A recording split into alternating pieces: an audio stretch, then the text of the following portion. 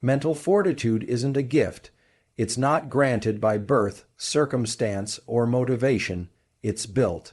It is not something you summon in crisis. It's something you construct in silence, in sweat, in repetition. At the center of this strength lies a process more sacred than myth and more real than mindset. Neuroplasticity stress is not your enemy.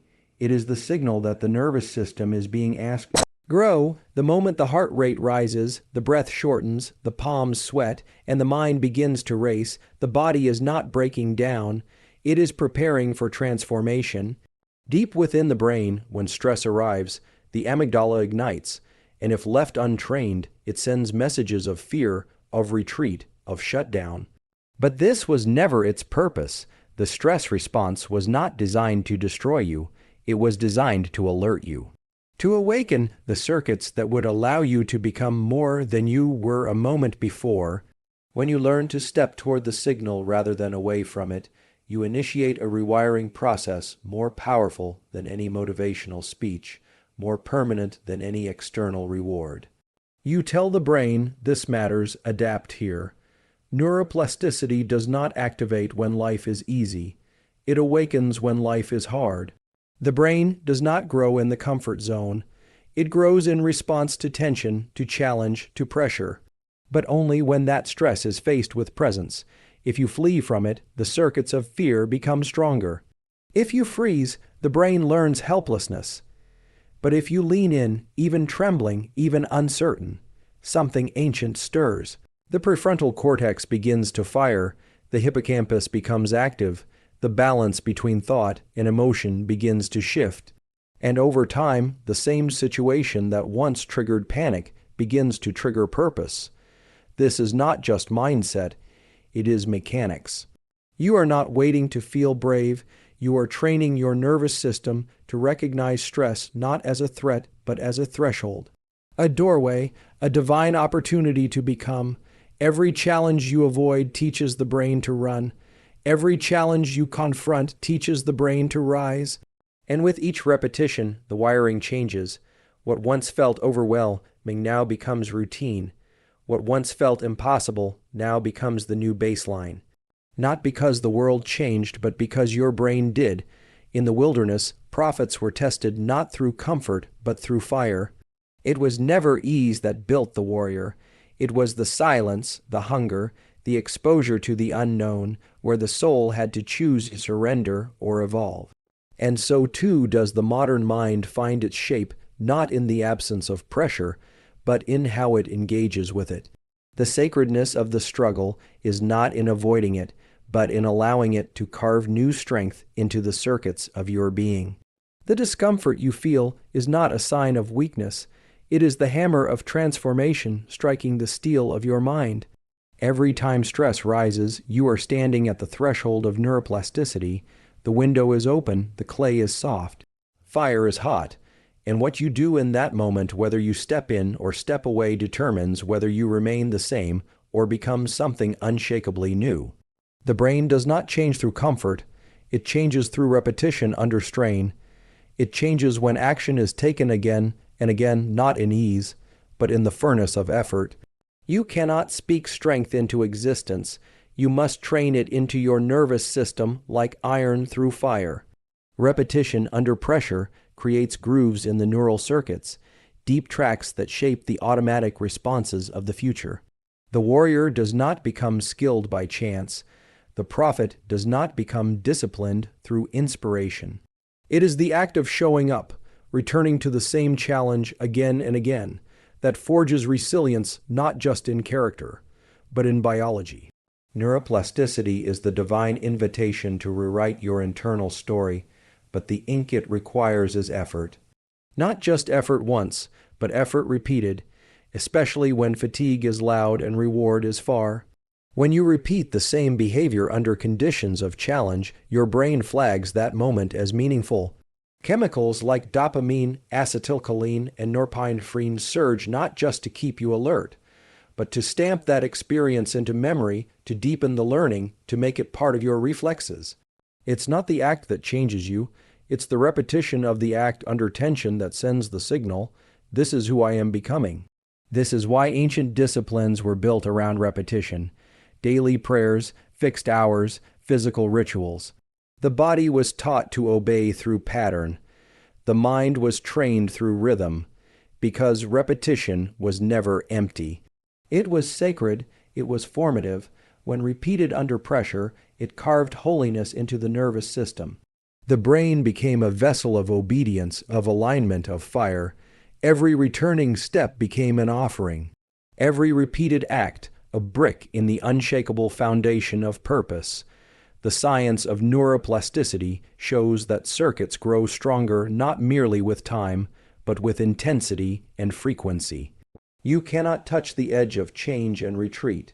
You must walk its perimeter until it expands. Each time you face the same friction with determination, the prefrontal cortex begins to take the lead. Each time you resist the urge to quit, synaptic efficiency increases. The brain no longer hesitates. It executes, and over time, what once required effort becomes automatic. You don't have to convince yourself. You've become the type of person who acts. This is not theoretical. It is functional. It is how martial artists become lethal. It is how musicians become flawless. It is how saints become immovable. Repetition under strain doesn't just test you, it transforms you. It tells the brain, keep this, strengthen this, automate this. You cannot outsource that process, you must enter it. Day after day, thought after thought, action after action, until the old wiring dies and a new mind takes form. Not imagined, not hoped for, trained, built, and anchored in the fires of repetition. The mind does not conquer fear through thought. It conquers fear through the training of the prefrontal cortex, the highest command center of your brain. This region, placed at the front of your mind like the head of an army, was designed to override the storms of emotion, the chaos of panic, the pull of impulse. It is not passive, it is a weapon, but like any weapon, it must be sharpened, forged, and tested under pressure. The prefrontal cortex does not lead by accident, it leads through exposure. Repeated action taken in the face of fear wires strength into its circuitry. Every moment you move forward when your body screams to pull back is a moment this part of your brain grows stronger, louder, more commanding. Fear begins in the amygdala, deep in the brain's emotional core. It is fast, ancient, and loud. Its job is to protect you, but it cannot lead you. If you let it, fear becomes your compass, and the path narrows into paralysis. But when you act, even in small steps, you activate the prefrontal cortex, which sends inhibitory signals back to the amygdala. That signal says, we are not in danger, we are in training. This is how courage is built not by the absence of fear, but by the presence of action. And every time you choose action, the neural pathway from decision to execution is reinforced. The bridge becomes stronger. The delay becomes shorter, the response becomes automatic. This is how lions are trained. This is how leaders are formed. This is how prophets stood before kings and spoke fire with steady breath, not because they had no fear, but because they trained their brains to rise above it. Repetition under exposure carves confidence into the mind, and over time, what once triggered terror becomes territory. What once froze the body now fuels the soul. The same storm that once overwhelmed you now moves under your command. This is the power of directed neuroplasticity. When you continually take action in a state of discomfort, you don't just change what you do. You change what you are capable of doing. You become neurologically different. You become able. The prefrontal cortex grows thicker, its connections faster, its decisions more stable. The warrior's clarity, the leader's calm, the builder's precision, these are not born, they are built. And they are built in the furnace of exposure and action. You were not given a brain to simply survive. You were given a brain to lead, to direct, to command the internal chaos and shape it into purpose. The fear will not leave, but it will be silenced, it will be put in its place, and that place is behind you, no longer steering the vessel, no longer writing the script. The prefrontal cortex is the seat of your authority. And when you train it through deliberate action in the face of fear, you become what you were designed to be, not ruled by survival, but anchored in sober, controlled adversity is not a punishment. It is the sacred path to mental and neural transformation. Your brain does not grow stronger by accident. It requires a stimulus, a challenge, a signal that says, this is hard and it matters. When you willingly place yourself into discomfort, when you engage with difficulty by choice, not by force, you activate the precise pathways that rewire the brain for resilience. This is not motivational language. This is molecular. It is the release of neurochemicals. It is the firing of circuits. It is the opening of plasticity windows where change is not just possible, it is inevitable if you remain in the tension long enough. Controlled adversity means stepping into stress, not recklessly, but deliberately. It means cold exposure that burns, fasting that empties, silence that confronts, training that exhausts. It means placing your nervous system into calculated challenge and holding steady while every part of you screams to return to comfort. And in that moment, when the breath shortens, when the heart races, when the doubt rises, you are not breaking down. You are waking up, you are signaling to the brain, this is the edge, adapt here, grow here. Reinforce this pattern so that when life throws chaos without warning, you meet it with a nervous system that's already been trained to endure. The ancients lived this truth. They didn't wait for trials. They walked into the wilderness. They didn't avoid discomfort. They pursued it with sacred intent. They trained the body and the mind to withstand heat, hunger, and isolation, not for pain's sake, but for preparation. Because the mind that has been tested in chosen adversity becomes the mind that stands unshaken in unexpected trials. The circuits of panic are silenced not by avoiding fire, but by walking through it until fear runs out of fuel. The brain remembers every challenge you complete. It rewires accordingly. The next time you face resistance, it doesn't start from fear. It starts from familiarity. This is how fortitude is built, not in theory but in exposure, repeated, intentional, uncomfortable exposure. And it must be controlled because too much breaks you, too little changes nothing, but the right dose, the right intensity, the right repetition, it transforms you. The hippocampus, responsible for learning and memory, begins to encode that adversity as part of your identity. The prefrontal cortex begins to anticipate pressure without flinching. The dopaminergic system begins to reward effort instead of outcome. Your biology stops retreating from pain and starts drawing power from it. You were not designed for permanent comfort. You were built for growth, and growth demands resistance. The weight must press down so the muscle can rise. The fire must surround so the metal can be refined. The challenge must confront so the mind can evolve. Controlled adversity is not the enemy of peace. It is the gateway to it. Because the mind that has been forged in chosen trial walks through the world calm, steady, and clear, not because life is easy, but because it has already been tested in the fire and did not break. It was rewired to rise. The body is the gateway to the brain, and in moments of pressure, the first tools you must reach for are not thoughts, but breath and vision. These are the original controls of the nervous system, ancient and immediate, hardwired into your biology to either amplify chaos or restore command.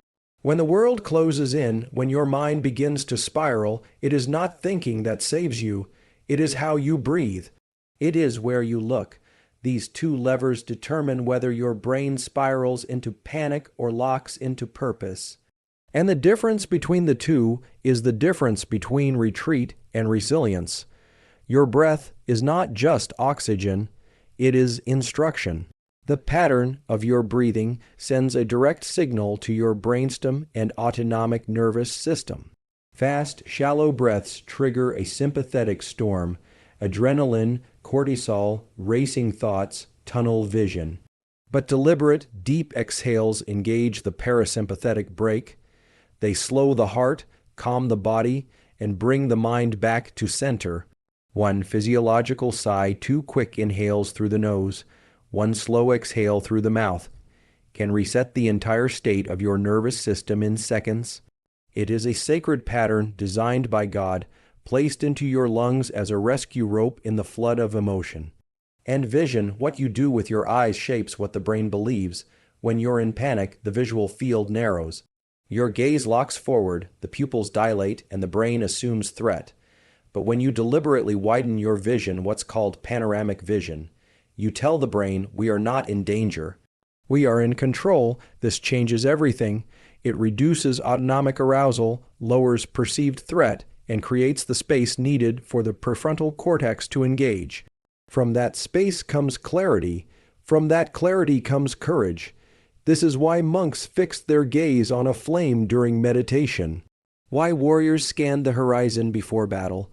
Why prophets looked to the hills not to escape, but to recalibrate. Because the body commands the mind, and when breath and vision are brought under control, the storms in the brain begin to settle. The chaos begins to obey. You do not need to wait for calm to act. You must act to create calm. That begins with the body. That begins with breath and vision. These tools are not new. They are ancient, they are primal, and they are always available. You carry them into every room, every meeting, every battlefield of life. When stress rises, when your mind fractures, you don't need a mantra. You need a mechanism. Breathe low, exhale long, expand your gaze. This is not weakness. This is mastery, the quiet kind. The kind that doesn't look dramatic, but holds the power to redirect the entire state of your biology in an instant. You don't need more willpower, you need more regulation. You don't need more intensity, you need access to stillness. And stillness comes through the breath, through the eyes, through mastery of the vessel you were given to carry your purpose through this world. You cannot grow stronger without recovery. You cannot become resilient if your nervous system is constantly burning. The mind is not forged only in the fire. It is also refined in the silence that follows.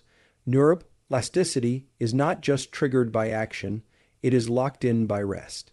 After the challenge, after the repetition, after the controlled adversity comes a sacred space where the brain encodes what was learned, what was overcome, what was transformed.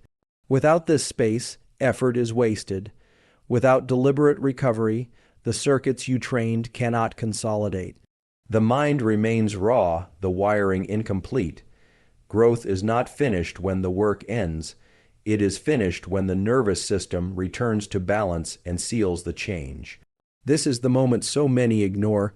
They push harder, longer, believing that nonstop action equals strength.